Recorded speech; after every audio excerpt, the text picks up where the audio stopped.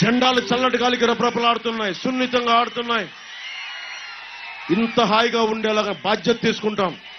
మాకు మండలి బుద్ధిప్రసాద్ గారు ఒక మాట చెప్పారు నాకు, ఈ దేశానికి కావాల్సింది అన్నిటికంటే కూడా స్వేచ్ఛ, భద్రత. అరే నా దేశం ఇది స్వాతంత్ర ఉద్యమకారులు తిరిగిన నేల, ఇది దివిసీమ, పింగళి వెంకయ్య పుట్టిన నేల. ఇది ఒక రౌడీ కూర్చోబెట్టి రౌడీ ప్రభుత్వాలు, రౌడీ ఎమ్మెల్యేలు కూర్చొని మనం బెదిరిస్తారంటే బెదరటానికి మేము లేవు. దానికోసం పింగళి వెంకయ్య 30 నెలల జెండా వేసుకుని భుజాల మీద వేసుకురావాలా ఫ్యాషన్ కాదు మాకు. అది తప్పులు చేస్తే తాట తీస్తాం, ఎర్రి గొర్రె వేషాలు వేస్తే స్పీకర్ నిలమి కింద రోడ్ల మీద కూర్చోబెడతాం, తప్పుడు వేషాలు వేస్తాం ఒక్కొక్కడు. ఏం ధైర్యం చచ్చిపోయింది అనుకుంటారా ఈ సమాజంలో? పిరికితనం ఆవహించింది అనుకుంటారా ఈ సమాజంలో? ఆఫ్టర్ ఆల్ మీరెంత, మీ బతుకులంత, గుండె బలం ఉంది మాకు. ఎవడు బెదిరిస్తాడు దేశంలో? ఎవడు బెదిరిస్తాడు? ఎవరిని? దమ్ము లేకపోతే, ధైర్యం లేకపోతే బతకలేము ఈ సమాజంలో. జగన్ ఎంత, జగన్ బతుకెంత, జగన్ ఎమ్మెల్యేలంతా. ఎందుకు భయపడాలి మనం? ఎవరికైనా ఎందుకు భయపడాలి? మనం ఏం తప్పు చేశాం? రాజ్యాంగం మనందరికీ కల్పించిన హక్కు కాదా? అంబేద్కర్ గారి స్ఫూర్తి అందరిలో లేదా? అంటే ముఖ్యమంత్రి అయితే చాలా మన బతుకుల్ని కూర్చొని నలిపేయచ్చా? నువ్వు చొక్కా ఇప్పావు, ఇది సరిపోదు.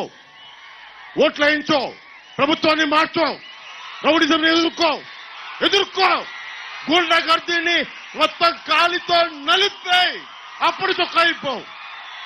అది దమ్ము, అది తెగింపు, అది దివ్యసీమ పౌరుషం.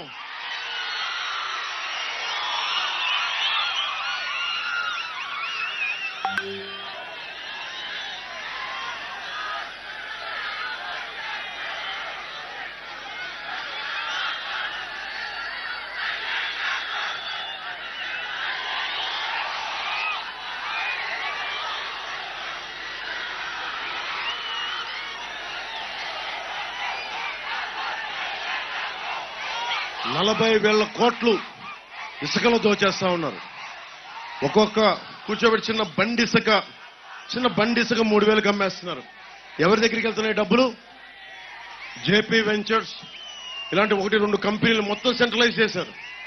ఇంతకుముందు ఎలా బతికే పంచాయతీలో ఉండే బీసీ కులాలకి బోట్ల మీద వేసుకుని కూడా వచ్చే అవకాశం వచ్చేది.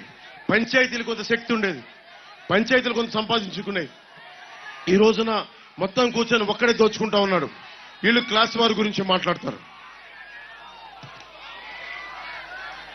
అవనగడ్డ మన నియోజకవర్గం దేవాలయాలకి చాలా ప్రాధాన్యత ఉంది. మోపిదేవి సుబ్రహ్మణ్యేశ్వరుడు, హంసల దీవిలో ఉన్న సంతాన వేణుగోపాలుడు, గణపేశ్వరంలో ఉన్న కనకదుర్గమ్మ ఆలయం, కృష్ణానది సాగర సంగమం. మనం చెప్తారు కదా, కాకి మునిగితే హంస అయింది అనేది, సగటు పాపాలన్నీ పోతాయి అంటే అలాంటిది. అంటే మనం కూర్చోబెట్టి నిజంగా మారాలి అంటే, ఎందుకు కాకి హంసకి తేడా అంటే తక్కువ ఎక్కువ అని కాదు.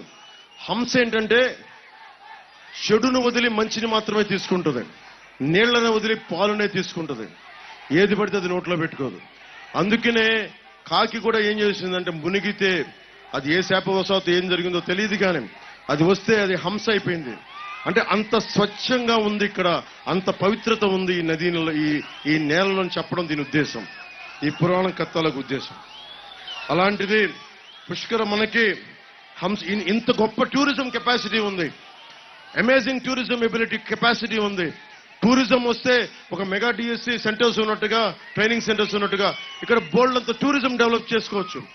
ఇంతమంది యువతకు ఉపాధి అవకాశాలు కల్పించాలంటే మేనిఫెస్టోలో ఒకటే పెట్టాం, సంవత్సరానికి 4 లక్షల ఉద్యోగాలు, 5 సంవత్సరాలు 20 లక్షల ఉద్యోగాలు ఎలా కల్పిస్తామని మీ అందరికీ రావచ్చు.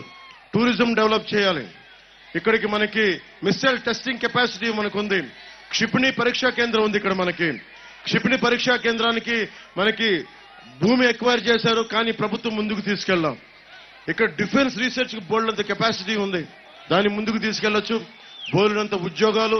ఈ రోజున మెగా డిఎస్సికి ట్రైనింగ్ సెంటర్స్ ఎలా ఉన్నాయో, రక్షణ మనకి డిఫెన్స్ ఎగ్జామ్స్ కూడా ఇది బేసిక్ గా ఇక్కడ మనం తయారు చేయాల్సింది. ఇక్కడ అవనిగడ్డకి ఎడ్యుకేషనల్ హబ్ గా చేయాలి, ట్రైనింగ్ సెంటర్స్ పెట్టాలి. ఒక్క డిఎస్సికే కాదు అన్నిటికీ, అన్ని కాంపిటేటివ్ ఎగ్జామ్స్ కి ఇది బలమైన ట్రైనింగ్ సెంటర్ అవ్వాలి. ఎంత ఉపాధి అవకాశాలు వస్తాయో మీరు ఒకసారి ఆలోచించండి.